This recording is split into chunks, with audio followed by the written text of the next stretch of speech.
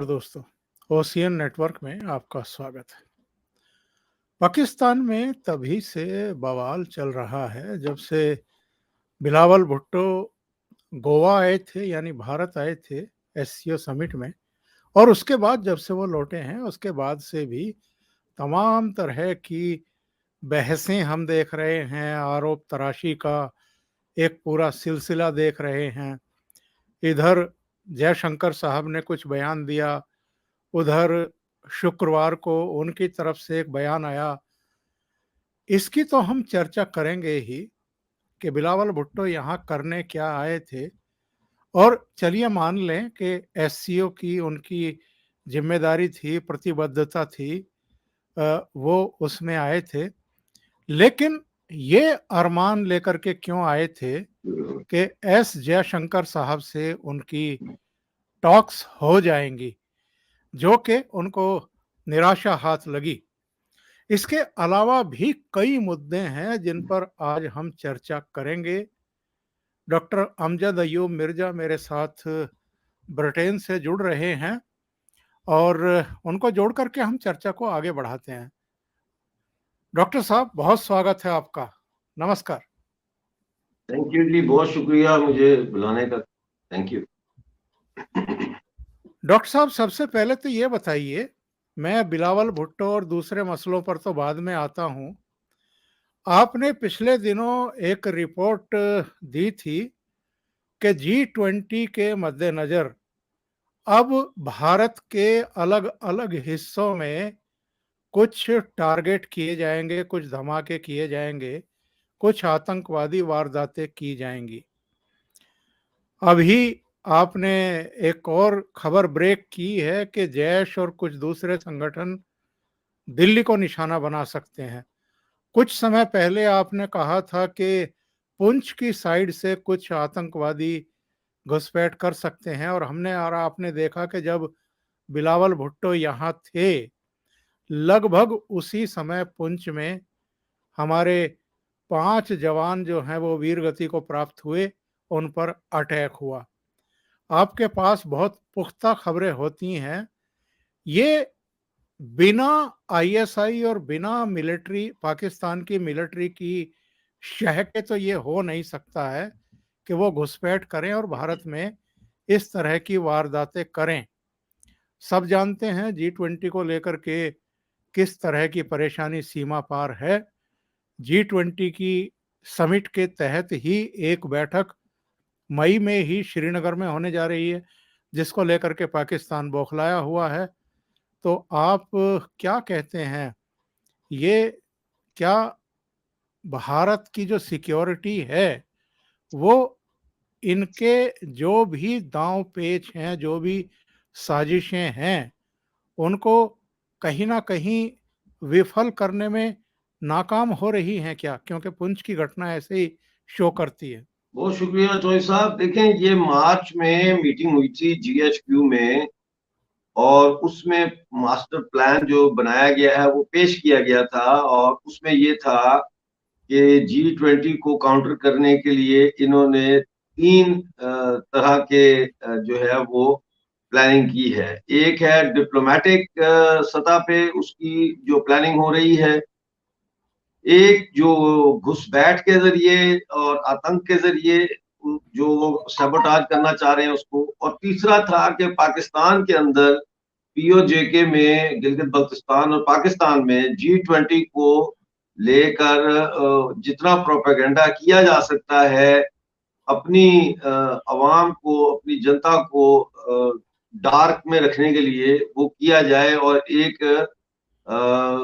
G20 के श्रीनगर में जो इजलास है उसके खिलाफ एक कंसेंसस ऑफ ओपिनियन डेवलप किया जाए पाकिस्तान के लोगों में और POJK के लोगों में और गिलगित बल्तिस्तान के लोगों में। तो वो हमने देखा कि उसका सबसे पहले तो हमने देखा कि POJK में जो तनवीर इलियास की सरकार थी, प्राइम मिनिस्टर की, उसके खिलाफ जुडिशियल कू करवाया गया, उसको डिस्क्वालीफाई किया गया, और उसके बाद चौधरी अनवारुल हक को POJK का प्राइम मिनिस्टर बनाया गया। अब चौधरी अनवारुल हक के जो भाई हैं वो जर्नैल हैं, ये बहुत ही important pro Pakistan military establishment family है, और उनके काबिल एतमाद लोग हैं ये। और इसमें पीटीआई के कुछ लोगों को साथ मिला के 6-7 को फॉरवर्ड ब्लॉक बना के, तो बेसिकली पीडीएम टाइप हुकूमत अब इन्होंने बनाई है पीओजेके में। और वहां पे दूसरा हमने देखा कि अप्रैल में बाकायदा मार्च के एंड से शुरू हुआ ये काम। तमाम पीओजेके के स्कूल्स और कॉलेजेस में इस्लामी जमीयत तुलबा, जो एक फाशिस्ट ऑर्गेनाइजेशन है, उसको दोबारा एक्टिवेट किया गया। और उसके बाद पाकिस्तान के जो मिलिट्री ऑफिसर्स हैं, उन्होंने वहाँ हाई स्कूल्स में और कॉलेजेस में जाके पॉलिटिकल लेक्चर देने शुरू किए इंडिया के खिलाफ। इसके साथ 30 अप्रैल को फिर तहफ़्फ़ुज़ तहरीक ख़त्म नबूवत जो कॉन्फ्रेंस है, वो हटियां वाला जेलम वैली में उन्होंने ऑर्गेनाइज की। तो ये तो पीओजेके की हद तक इन्होंने, और ये कर रहे हैं, अभी भी बहुत कुछ कर रहे हैं वहां पे अंदरूनी खाना। अब इन्होंने भुट्टो के आने से पहले 2 दिन पहले जांबाज फोर्स के नाम से एक नई टेररिस्ट ऑर्गेनाइजेशन अनाउंस की है, जो गाजी शहजाद अहमद की क्यादत में अब जहाद का जिसने ऐलान किया है। और उन्होंने कैटेगोरिकली कहा है कि हम G20 श्रीनगर में नहीं होने देंगे। ये उनका उन्होंने इसको चैलेंज लिया है। अब ये सारी जो सूरत हाल है, इसमें अब जो पाकिस्तान मिलिट्री है, वो पुराने जो उनके जहादी ग्रुप्स हैं, उनको एज अ कंसल्टेंट हायर कर रही है, ये जांबाज फोर्स के लिए भी। और जो नए आतंक संगठन बन रहे हैं, उनको कंसल्टेटिव यानी पोजीशंस पे ला रहे हैं जैश ए मोहम्मद, लश्कर तैयबा के पुराने लोगों को। अभी आज की ताज़ा खबर ये है कि मुरीदके में एक मीटिंग हुई है। मुरीदके जो है वो लाहौर के पास है, और ये वही जगह है जहां पे हाफिज सईद का जमात दावा का हेडक्वार्टर था। तो वहां पे मीटिंग हुई है, और उसमें लश्कर और जो जैश ए मोहम्मद है, इनको इकट्ठा किया गया है। और अब ये है कि ये दिल्ली के अंदर जो जम्मू कश्मीर के पुलिस ऑफिसर्स रहते हैं, जहां काम करते हैं, या वो जिनका ताल्लुक जम्मू कश्मीर से है, और वो नेशनल इंटेलिजेंस एजेंसी जो है NIA, उसके लिए काम करते हैं और दिल्ली में रहते हैं। अब ये हमारी जानकारी है कि उनको ये टारगेट करने का मंसूबा बना रहे हैं। और इनका प्लान ही ये है कि इतना फसाद डाला जाए कि लोग G20 की जो अच्छाई है उसको याद करने के बजाय टेररिस्ट एक्टिविटीज को याद करें। डिप्लोमेटिक लेवल पे जो है, इन्होंने अब कल अनाउंस किया है कि जो प्रेसिडेंट है पीओजेके का बैरिस्टर सुल्तान महमूद, वो और आपके जो श्रीनगर में है ऑल पार्टीज हुर्रियत कॉन्फ्रेंस, इन्होंने मिलकर ये ऐलान किया है कि न्यूयॉर्क में, लंदन में, वॉशिंगटन में और जिनीवा में, और ये मेरे पास उसकी लिस्ट है मौजूद, ब्रसल्स में, और न्यूयॉर्क वगैरह, ब्रसल्स, और इन जो मैंने नाम लिए शहरों के, यहाँ पे वो प्रोटेस्ट शुरू करेंगे ऑर्गेनाइज। डेट्स का भी उन्हें पता नहीं चला। हमारा ख्याल ये है कि जब वहां पे G20 अगर होती है, तो G20 जब हो रही होगी मीटिंग, उस वक्त इन वेस्टर्न कंट्रीज के G20 मुल्क जो हैं, उनके कैपिटल्स में ये प्रोटेस्ट करेंगे। और इसके लिए जो हमारी इतला है वो ये है कि इसका सारी फंडिंग जो है वो ISI कर रही है।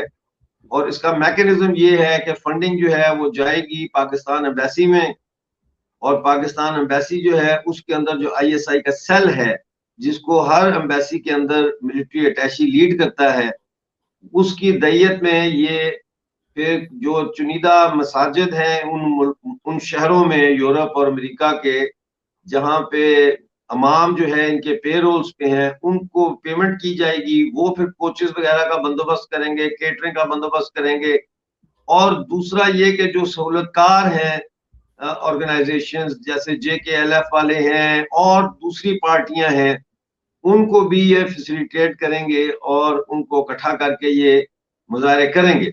अब ये मुजाहरे कामयाब होते हैं या नहीं होते हैं वो एक अलग मसला है। हमने देखा है पिछले दिनों में जो आईएसआई की कोशिशें जो है पिछले 2022 में भी बहुत कमजोर रही हैं। मतलब 15, 10, 15, 20 से ज्यादा लोग ये इकट्ठे नहीं कर सके बड़े से बड़े संगठन मुजाहरे में भी यहाँ यूरोप में। तो ये होते हैं कामयाब या नहीं होते ये भी देखना है। लेकिन इन चीजों को मैं थ्रेट नहीं समझता। लेकिन मेन जो इस वक्त थ्रेट है वो ये है कि ये दिल्ली पे, अब ये दिल्ली का कर रहे हैं प्लान, और हम उम्मीद करते हैं कि भारतीय जो सिक्योरिटी एजेंसीज हैं वो इसका नोटिस लेंगी और वो सिक्योरिटी ग्रिड को वहां पे टाइट करेंगी। जी। अमजद भाई, घर में नहीं दाने अम्मा चली भुनाने, ये तो वही बात हो गई। क्योंकि जो हालत आज पाकिस्तान की है, आर्थिक तौर पर भी, राजनीतिक तौर पर भी, सियासी तौर पर भी, बिल्कुल दिवालियेपन के कगार पर है। बहुत बुरा हाल है। इसके बावजूद इस तरह की साजिशें, और भारत से पाकिस्तान का मुकाबला ही क्या है। भारत आज पांचवी बड़ी अर्थव्यवस्था बन चुका है पूरी दुनिया की। हमारी सेना को भी अब पूरी तरीके से, सेना को भी, जो अर्धसैनिक बल हैं, जो हमारी पुलिसिंग है, वो भी जो बिल्कुल मॉडर्न जो हथियार हैं उनको उपलब्ध करा दिए गए हैं। एक तरफ तो बाजवा साहब का एक पुराना इंटरव्यू हामिद मीर ने बताया कि वो उन्होंने 20-22 पत्रकारों के सामने, जर्नलिस्ट के सामने ये एक्सेप्ट किया था कि हमारे पास तो डीजल भी नहीं है, हमारे तो टैंक भी काम करने की स्थिति में नहीं है, और हम तो युद्ध लड़ने की ही हालत में नहीं है। और दूसरी तरफ ये साजिशें पाकिस्तान कर रहा है। आखिर और कितना एक्सपोज होना चाहता है? देखें, अब घुसपैठिए भेजने के लिए तो डीजल नहीं चाहिए ना।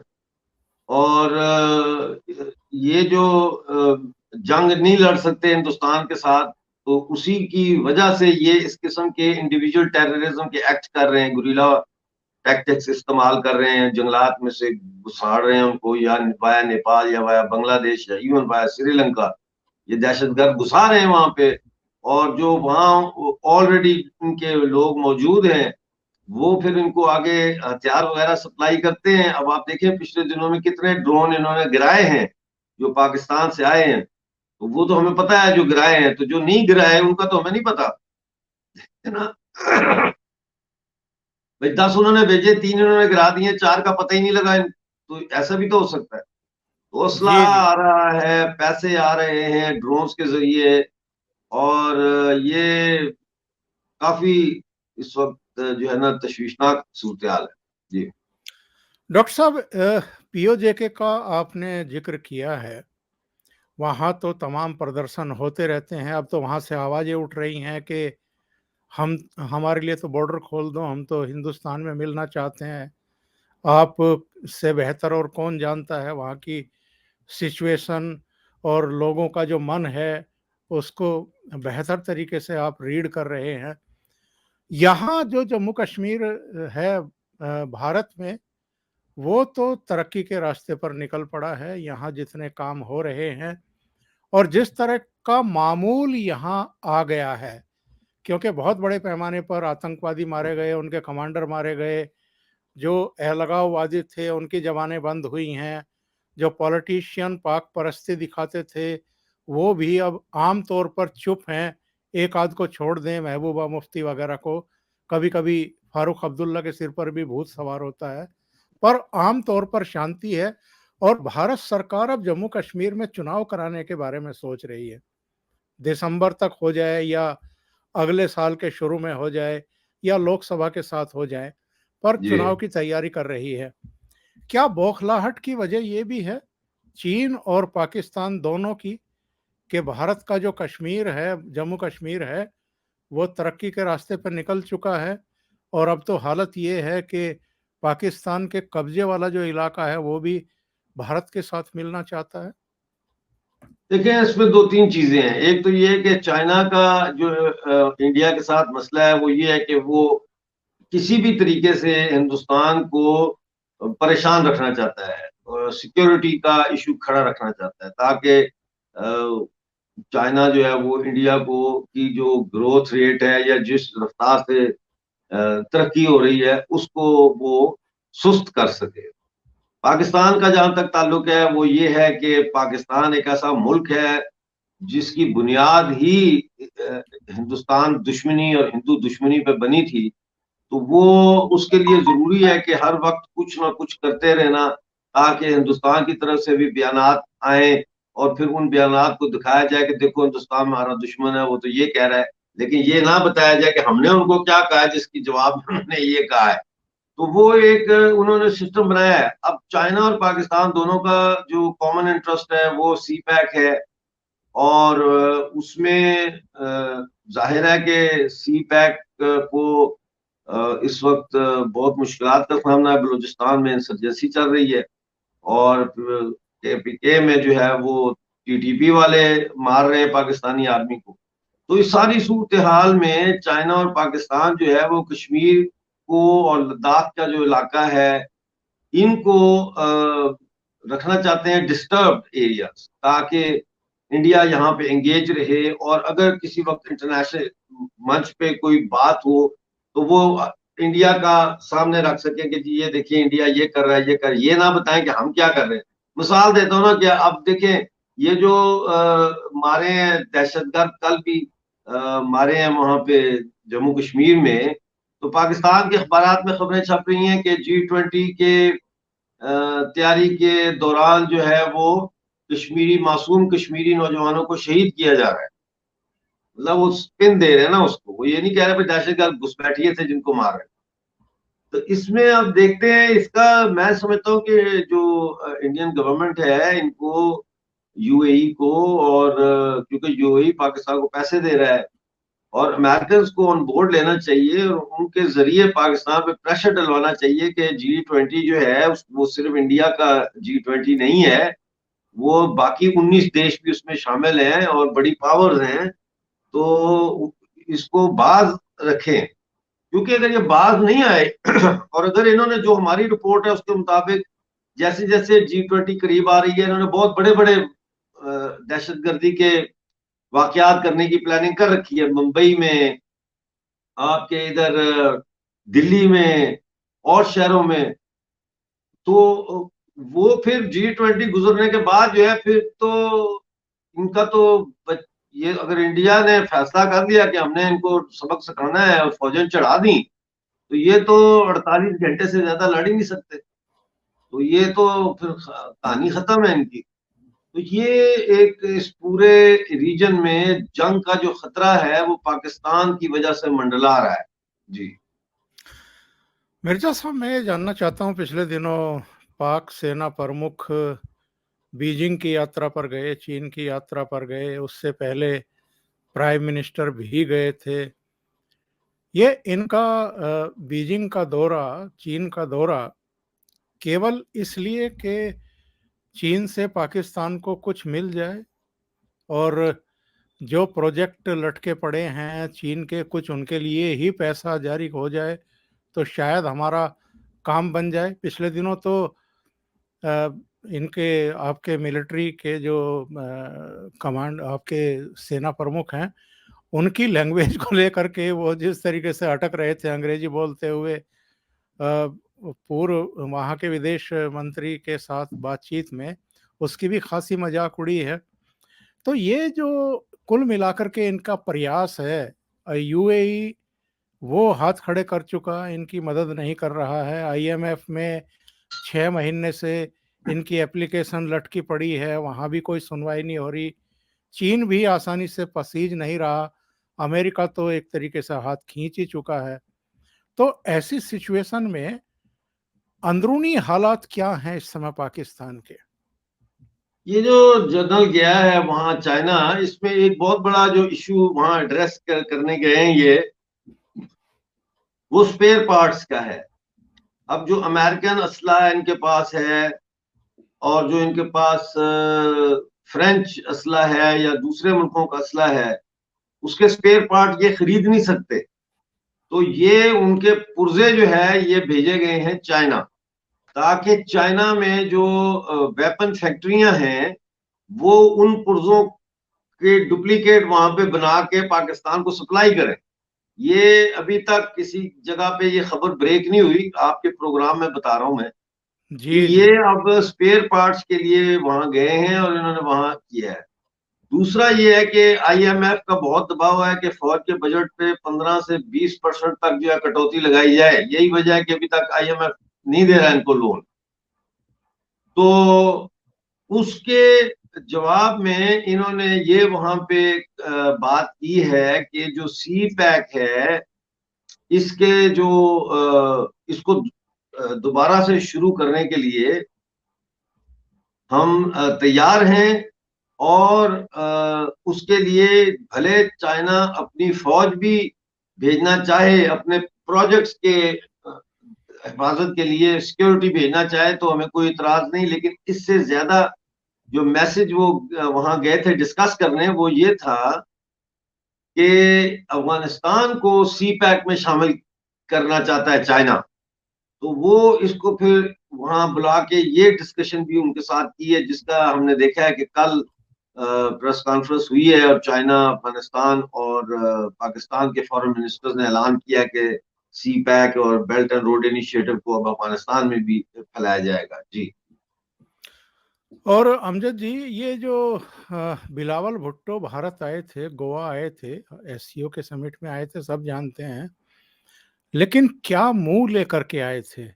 क्योंकि दिसंबर में इन्होंने भारत के प्रधानमंत्री के बारे में जिन अल्फाजों का, शब्दों का इस्तेमाल किया था, गुजरात का कसाई बता करके ओसामा बिन लादेन के संदर्भ में इन्होंने बदजुबानी की थी, जिसकी आलोचना पाकिस्तान के भीतर भी हुई थी कि एक विदेश मंत्री को कूटनीतिक भाषा का इस्तेमाल करना आना चाहिए।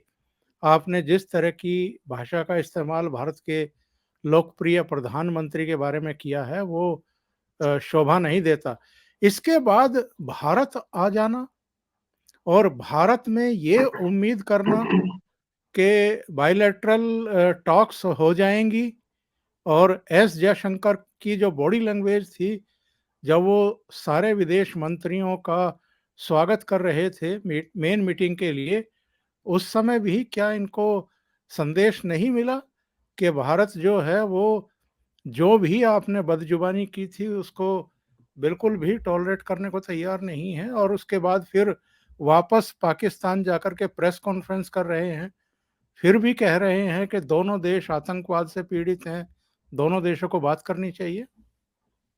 देखिए, जहां तक ताल्लुक है इसका के एक्सक्यूज मी, बिलावल भुट्टो के आने का, तो बिलावल भुट्टो आखिरी 5-6 दिन तक यही था कि पता नहीं आता है कि नहीं आता है, आता है कि नहीं आता है, ये एक था।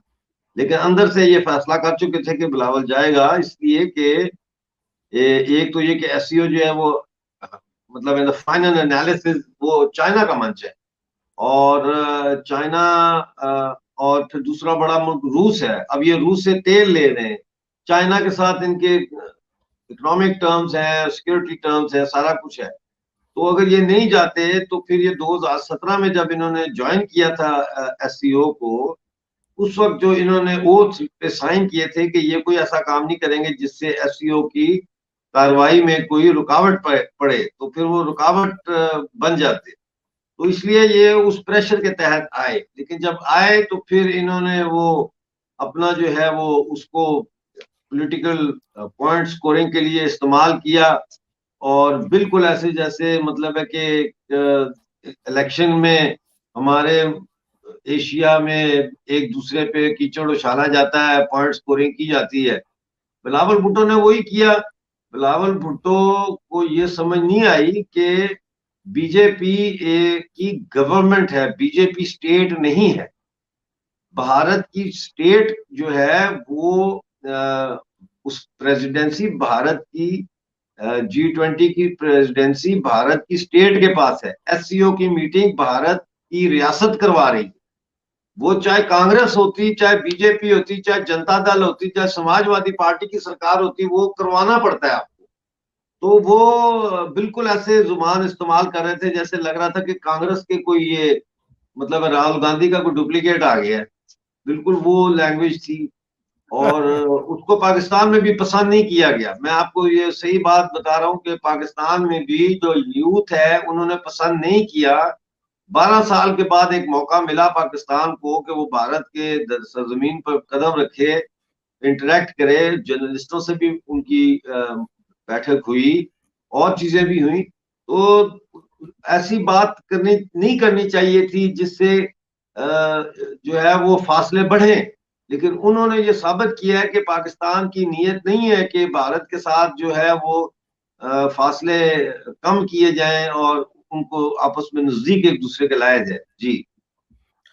और एक बयान और चर्चा का विषय रहा, इन्होंने कहा कि साहब 370 जब तक वापस नहीं हो जाता है, यानी 2019 अगस्त से पहले की सिचुएशन नहीं वापस कर दी जाती है, तब तक टॉक्स नहीं की जाएंगी। इसमें एस जयशंकर साहब ने कहा है कि जितना जल्दी आप ये भूल जाएं उतना बेहतर है आपके लिए, आप लोगों की सेहत के लिए भी और रिश्तों के लिए भी। 370 कभी वापस नहीं आएगी, ये अब इतिहास की बात हो चुकी है। इसके अलावा एस जयशंकर साहब ने ये भी कहा है कि साहब ये जो चीन पाकिस्तान इकोनॉमिक कॉरिडोर है, इसको लेकर के पाकिस्तान को भी और चीन को भी ये सेंसिटिविटी का हमें इनको ख्याल रखना चाहिए कि ये भारत की जो संप्रभुता है उसका उल्लंघन हो रहा है, क्योंकि ये कॉरिडोर ऐसी जगह से गुजर रहा है जो भारत का हिस्सा है, भले ही पाकिस्तान ने उस पर कब्जा किया हुआ है। और यहाँ तो अमजद भाई के पिछले दिनों से ये भी चर्चाएं चल रही हैं कि अब वो दिन दूर नहीं है जब भारत कोई एक ऑपरेशन करेगा और जो पाकिस्तान की सेना वहां पर हैं उनको उठा करके पीओके से बाहर फेंक देगा। आप क्या कहते हैं इस पर? मुझे लगता है कि वो पाकिस्तान की अपनी हरकतों की वजह से वो दिन अब ज्यादा मुझे दूर नहीं लगता कि ये हो सकता है ऐसा जो आप फरमा रहे हैं। लेकिन पाकिस्तान का वजूद ही नफरत पे है ना, देखें। और फिर अल्टीमेटम देना, अब देखें ये जो उस अब ये 370 एक ऐसा कांटा बन गया इनके गले में कि ना निकल सकता है ना निकल सकता है। क्योंकि अब इनको पता लग गया कि 370 तो इंडिया ने लेना नहीं। उस वक्त तो जोश में इन्होंने कह दिया यदि 370 लोगे वापस तो हम आएंगे। बहुत सारी पाकिस्तानी कब्जे वाले जम्मू कश्मीर की सियासी पार्टियां भी ऐसी हैं जो आजाद और खुद मुख्तार आजाद रियासत जम्मू कश्मीर की बात करती थी। उन्होंने भी यही बेवकूफी की कि उस वक्त उन्होंने जोश में आके कि मोदी जी ने ये 370 हटा दिया है, हाँ मोदी जी जो है वो फाशिस्ट हैं और ये है और वो है। और आज वो मेन स्ट्रीम पॉलिटिक्स से बाहर हो गए, सिर्फ इंटरनेशनल कॉन्फ्रेंस करके दो दो चार चार मुल्कों में, कभी जिनीवा में कभी लंदन में, लेकिन अवाम से वो कट चुके हैं। पीओजे के अवाम से कट चुके हैं, क्योंकि पीओजे के अवाम कहते हैं कि 370 खत्म होने के बाद तो कश्मीर की शक्ल ही बदल गई है। समझे कि नहीं? तो ये अब पाकिस्तान समझ गया इस चीज को, लेकिन अब वो कहते हैं कि करे क्या पाकिस्तान के, कैसे अब इस मुतालबे से पीछे कैसे हटे। वो नहीं, उस बहुत सारी चीजें पाकिस्तान में ठीक नहीं हो सकती जब तक कि वहां पे बगावत ना हो सेना के खिलाफ, और सेना को उठा के पाकिस्तान की सियासत से बाहर करके एक ट्रूली डेमोक्रेटिक गवर्नमेंट वहां पे इंस्टॉल नहीं होती। उस वक्त तक ये जो पॉलिसी मैटर्स हैं इनको रिवाइज नहीं किया जा सकता। जी। बहुत बहुत धन्यवाद doctor Amjad Ayyub Mirza, thank you. Ocean network के लिए इतना समय निकालने के लिए और कई मसलों पर खुल करके अपने विचार जाहिर करने के लिए। Thank you so much. Thank you ji. नमस्ते, नमस्कार। जय हिंद।